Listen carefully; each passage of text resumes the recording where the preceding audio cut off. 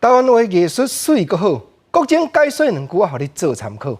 解文说字，解说解说。看到香港，想到台湾。10月25，人讲叫做台湾光复节。毋过咱认真翻头来甲想，台湾依然也是对黑暗中有真侪人牺牲自由，甚至牺牲性命，行来到今。讲到光复，国情想起是首个汉诗。作者是美国哥伦比亚大学的经济学的博士，也是日本时代台湾人头一间家己经营的金融的机关大东信托的创办人陈欣先生。诗句我先来讲互你听，咱同齐来甲体会看觅。陈欣这首悲句内底诗句写讲：平生暗泪过山河，光复如今感慨多。一跃三台皆奋起，欢呼声里入心罗。诗句安怎样来拆破？安怎样来解说？伊大声头一句讲：我陈欣平常时啊，较早互日本人统治的时阵。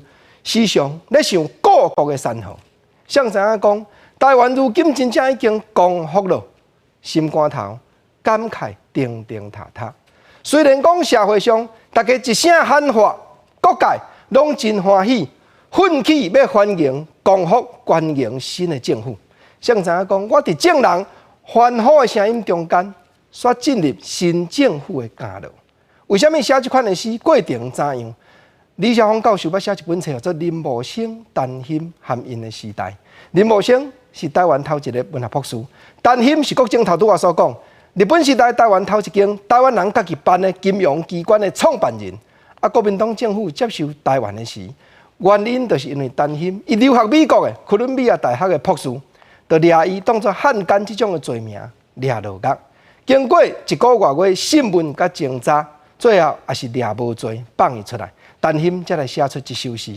结果1947年228事件发生的时阵，陈欣真有名望，社会推派讲，安尼你就要来做228事件处理委员会民众的代表。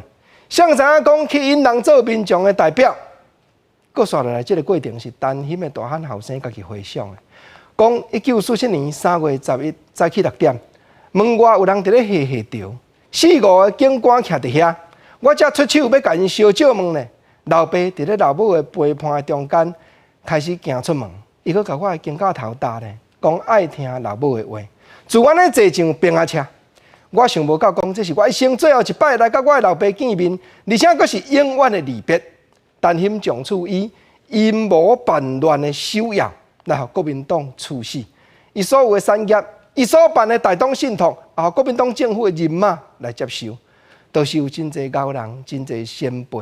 因安尼来牺牲，人讲卖营汤，生父的生壳，才会致使讲落尾真侪台湾人点点唔敢讲话，讲出头就算角。